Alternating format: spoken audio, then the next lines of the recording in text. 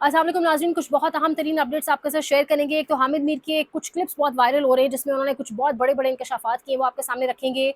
अली अमीन Gandapur CM KP के उनका लहजा, उनके जुमले मज़ीद तल्ख़ होते चले जा रहे हैं। इसके पीछे क्या वजह है? शायद वो प्रेशर है, या अब उन्हें फ़र्क नहीं पड़ता कि अवाम उनके बारे में क्या सोच रही है, तो वो मज़ीद खुलकर बोल रहे हैं, या अली अमीन गंडापुर जान चुके हैं और उन्हें समझ आ गई है कि उनकी हुकूमत जाने वाली है, तो उस चीज़ का प्रेशर है। ये वजह क्या है, उस पर भी बात करेंगे। ज़ुल्म की नई दास्तान, एक बहुत अंदोनाक, बहुत अफसोसनाक खबर सामने आ रही है।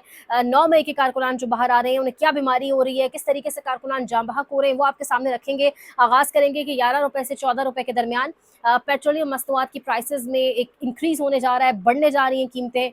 और इसके साथ जो मज़ीद अफ़सोस की बात है वो ये है कि हमारे इतने बड़े से कुछ ना एक बड़ी हाइप क्रिएट की हुई थी जब हम बड़े छोटे-छोटे थे, या हमसे भी पहले वक्तों में। सुहेल वड़ाइच का नाम एक बहुत बड़ा सहाफ़ी है, कोई बहुत बड़ी तोप चीज़ है। अब इन जैसा एनालिस्ट कोई पाकिस्तान में शायद ग़ालिबन मौजूद नहीं है। बड़े दूरअंदेश लोग हैं, बड़े वक्तों के इन्होंने इलेक्शंस देखे हुए हैं, हर एक चीज़ अपनी आँखों से ऑब्ज़र्व की हुई है, विटनेस की हुई है। लेकिन सुहेल वड़ाइच जैसे लोगों का वो तमाम तर जो एक हाइप क्रिएट हुई हुई थी, अब टूट गई है। सब कुछ चकनाचूर जिसे कहते हैं ना, हो जाना, वो हो चुका है। ये सुहेल वड़ाइच साहब एक कॉलम लिख रहे हैं, और उस कॉलम के अंदर मुल्क के तमाम तर इक़्तिसादी और इकोनॉमिक चैलेंजेस जो हैं वो डाल रहे हैं field marshal army chief Syed Asim Munir के सर पर। कह रहे हैं कि ये सब कुछ हमारे फील्ड मार्शल के ज़िम्मे है। यानी अब उनके पे बड़े-बड़े चैलेंजेस हैं, इक़्तिसादी चैलेंज, माशी चैलेंज। यानी एक इदारे के अफ़सर पर आप किस तरह इतने बड़े-बड़े तमाम तर चैलेंजेस डाल सकते हैं, और आप कह सकते हैं इक़्तिसादियात देखना, माशियात देखना, इकॉनमी मुल्क की बेहतर करना, संवारना फील्ड मार्शल का काम है। किस तरीके से आप ड्रैग करके उनको इस मामले में ला सकते हैं, ये बड़ा अहम सवाल है जो सोहेल वड़ाइच जैसे सहाफ़ियों से होना चाहिए, जो खुद को सहाफ़त का ठेकेदार कहते हैं, जो खुद को स्क्रीन्स का ठेकेदार कहते हैं। हमने वाक़ईतन स्क्रीन संभालते भी इन सहाफ़ियों को एक लंबा अरसा हो गया देखा है, तो ये सवाल अब होना चाहिए, बजाय ये सवाल कि किस तरीके से, यानी कोई आइन कानून कुछ भी नहीं, और एक इलॉजिकल किस्म की गुफ्तगू जिस तरह से की जा रही है। बहरहाल आगे यहीं से बढ़ते हैं। सबसे पहले जो बहुत अफसोसनाक खबर है वो शामिल करेंगे। 9 मई के आड़ के अंदर, या 9 मई के ऊपर केसेस बना के बहुत सारे लोगों को हमने देखा, बहुत सारे लोगों की ज़िंदगियां बर्बाद हुई, जिसमें ऑब्वियसली इबाद फ़ारूक की मिसाल सामने है। इबाद फ़ारूक का नाम सबके सामने है, बेटा तक उन्होंने खो दिया। उस बेटे के नमाज जनाजा पर भी वो जैसे पहुंचे में, और आप सब जानते हैं। तो बहुत सारे केसेस, बहुत सारी दास्तानें मौजूद हैं 9 मई के हवाले से। लेकिन अब जो बहुत अफसोसनाक, अब तक की मुझे लगता है 2-2.5 साल की सबसे अफसोसनाक खबर जो 9 मई के हवाले से आई है, वो यानी आप सुनकर, अब आप सुने कि 9 मई मुकदमात में कैद काटने वाले 5 कारकुन रिहा होने के बाद हेपेटाइटिस के बायस वफात पा गए। कुछ रोज कबल रिहाई पाने वाले एक कारकुन इफ्तिखार की हालत तशवीशनाक, फैमिली की ए नेगेटिव ब्लड की अपील। ये तमाम तर वो लोग वो नहीं है कि जो सारे ही मतलब किसी मतलब फैमिलीज इनकी कोई स्ट्रगल करी, बहुत सारे बहुत अच्छे घरानों से हैं, अच्छे अच्छे अस्पतालों में इलाज करवा सकते हैं, पिक्चर्स भी ऐसी आ रही हैं, अच्छे हॉस्पिटल्स के अंदर मौजूद हैं।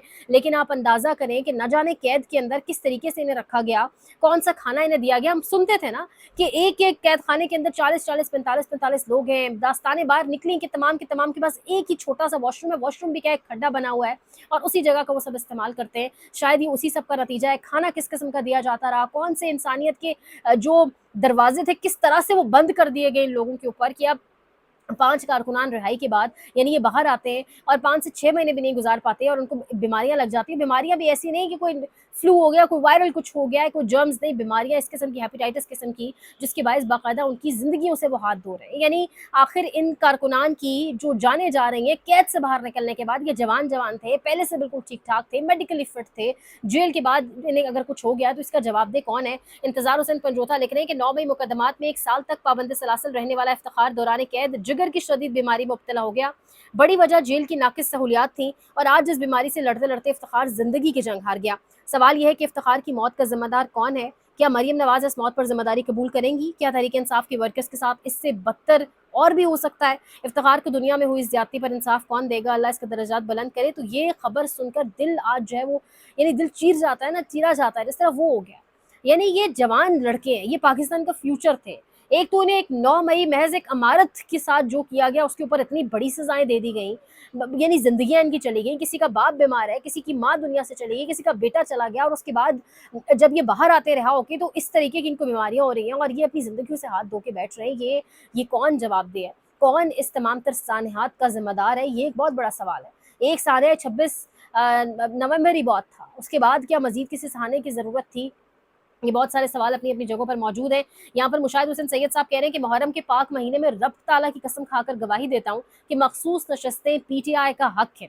अच्छा, एक और खबर जाते जाते हामिद मीर वाले टॉपिक पर कि जिन्ना साहब की जगह मरीम नवाज ले रही हैं। आहिस्ता आहिस्ता नोटों पर तस्वीर भी छपी जाएगी। अहमद वड़ाइद साहब लिख रहे हैं, कोई कानून शानून मंजूर करवा कर आईनी अदालत से मोहर लगवा लेंगी। जिन्ना इंस्टीट्यूट का नाम Maryam Nawaz institute of cardiology रख दिया गया है। ये अहमद वड़ाइद साहब ने लिखा हुआ है। अतीक रियाज सनम जावेद के गालिबन बिल्कुल जी हस्बैंड है, वो लिख रहे हैं कि कोर कमांडर वाले केस में मेरे साथ जितने साथी कैद थे उनमें से 5 इस दुनिया से चले गए हैं और इफ्तिखार छठा है जो जिंदगी मौत से लड़ रहा है, और ये बॉडी बिल्डर था। मैंने आपको कहा ये सारे लोग तगड़े जान वाले लोग थे, अच्छे लोग थे, अच्छी फैमिलीज के लोग थे, लाइक मेडिकली फिट थे। वो कह रहे हैं कि बॉडी बिल्डर था और अस्पताल से कैद से निकलने के बाद इसको हेपेटाइटिस हो गया। यानी ये बहुत अंदोनाक चीज़ है। ये चीज़ें पीछा करेंगी उन तमाम तर जिम्मेदारान का आखिरी लम्हे तक, उनकी ज़िंदगी की आखिरी सांस तक, क्योंकि ये इतनी आसान चीज़ें नहीं हैं। ये लोग जानों से जा रहे हैं। बहुत बड़ी बड़ी दास्तानें 9 मई के हवाले से। यहाँ पर आगे चलते हैं, हामिद मीर के हवाले से खबर चल रही है, वो आपको देते हैं। हामिद मीर के कुछ क्लिप्स वायरल हो रहे हैं। एक तो हामिद मीर ने कहा है कि इमरान खान चाहते तो बाहर आ सकते थे, जब वो समझौता कर लेंगे तो बाहर आ जाएंगे। वो चाहते हैं कि वो नवाज शरीफ ना बने।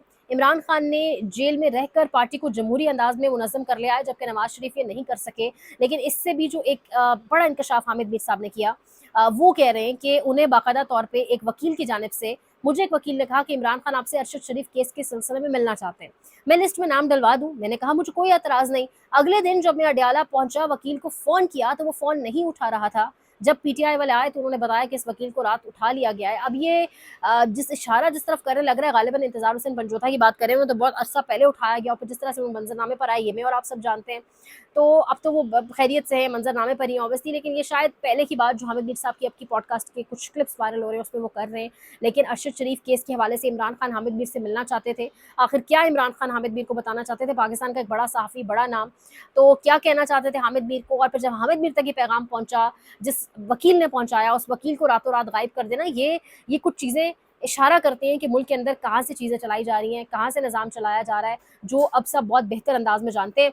अच्छा, आखिरी खबर, गंडापुर ने एक आज जो उनकी गुफ्तगू सामने आई मीडिया के साथ, वो कह रहे हैं कि आई डोंट केयर, मुझे आई गिव अ डैम, ये जुमला उन्होंने इस्तेमाल किया कि आई गिव अ डैम, कोई फलाना बात कर रहा है पार्टी के बारे में फलाना, ये वो इशारा बेसिकली अलीमा खान की जानिब कर रहे हैं। यानी ऑब्वियसली इमरान खान की बहनों पर या इमरान खान की फैमिली पर हमला है, इमरान खान पर हमला है। और अलीमा खान के हवाले से तो ये भी चीज़ें निकल कर पिछले दिनों सामने आई कि गंडापुर नहीं, पहले गंडापुर के कहने पर ही बुशरा बीबी को गिरफ्तार करवाया गया, और अब गंडापुर साहब कह रहे हैं कि अलीमा खान को भी गिरफ्तार करें या इनकी मुलाकात बंद करवाएं, क्योंकि ये बाहर आके असल पैगाम रसानी करती हैं।